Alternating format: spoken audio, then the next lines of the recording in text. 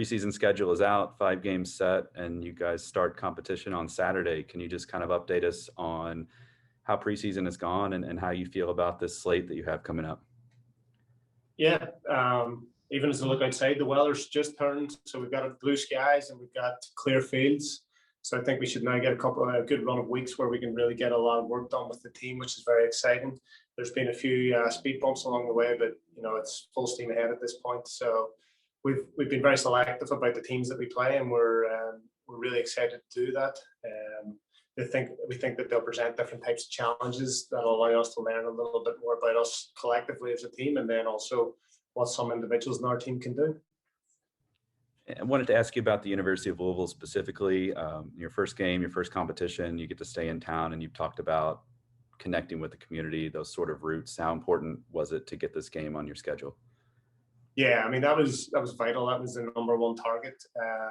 We wanted to ensure that, we've talked about this a number of times, it's to ensure that we have real strong connections within the communities that we want to live in, so that we can, really build out those relationships. So, working closely with Karen to ensure that we could do this was very important to us, and hopefully long term it just helps to really build out the relationship and maybe grow the game a little bit further right here in Louisville from college to pro. All right, looks like we got a question. Andrew? Hey, Christy. Obviously, with this release today, does it feel like the season keeps getting that much more and more closer when days like this happen, when more of these announcements keep taking place? Hey, Andrew. Yeah, definitely.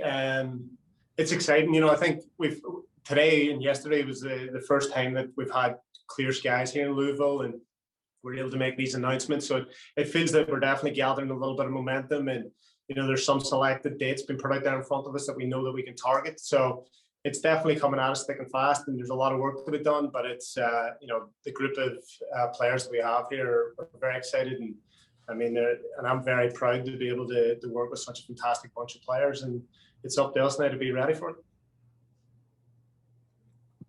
Sort of, I guess, to follow up on that, the schedule that came out, you guys are playing 5 Division I matchups, 4 teams because of Florida State twice. What, just generically speaking, what does that do for the team? Why pick those teams, and what do they bring to the table that's going to help you guys out? Every team definitely brings something a little bit different. We want to work within the geographical locations that we can get teams here, and we can get to them. But we also want to make sure that they're suitable opponents that will challenge us and bring out different types of performances from us. So I think that's very exciting. And as we make our way through each game, we should be able to fine tune our team and ultimately finishing up in Florida State. They're arguably one of the best college teams in the country every year, and it's a real good opportunity to spend a few days there in the heat and go up against a top class team that will help us hopefully be ready for the season.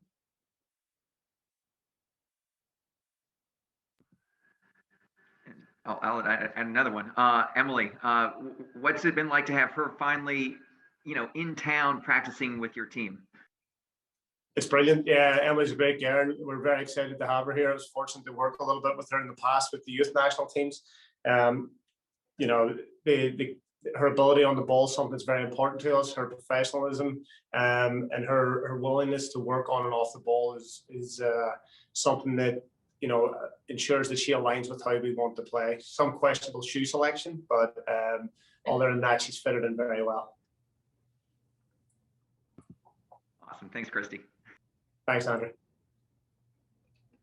All right, Annie, we'll go to you next.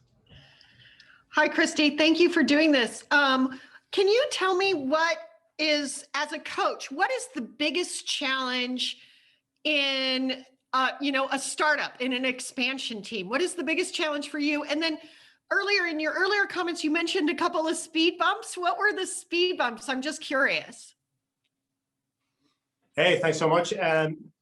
So I think some of the big challenges is that we get so much information that we want to get across, whether it's from a cultural standpoint, whether it's from a process standpoint, whether it's how we want to perform on the field, how we want to prepare for games, recover for games, same to be said for practices.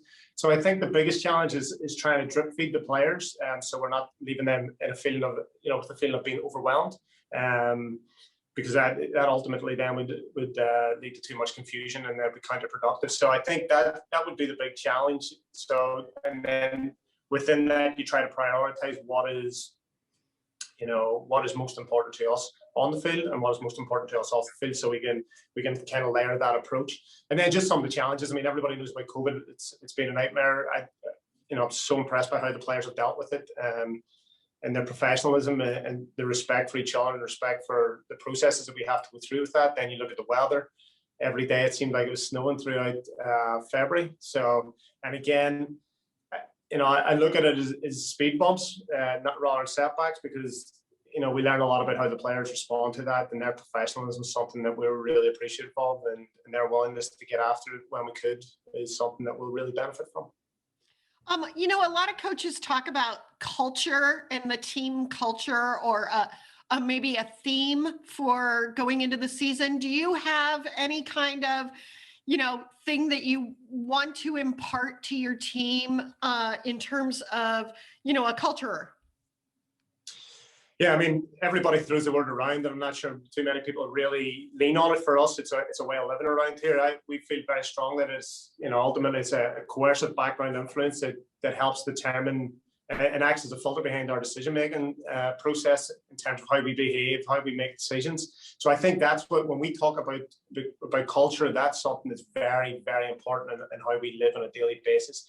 For our players, there's a real level of trust, a commitment to one another, carrying a real level of humility in how we approach things, and also being intellectually engaged in everything that we do. This is a very, very young team. It's a team that has got so much potential that we've been fortunate to train with some very experienced and unique veterans. So as we try to pass on that message to them, it's ensuring that we're here, we're learning, we're willing to go, and we're carrying a real level of trust in each other, but presenting ourselves with a real level of humility in everything we do. And this is the last question, I don't mean to monopolize the conversation. Oh, it's all good. Among the young players that you have, has anybody surprised you?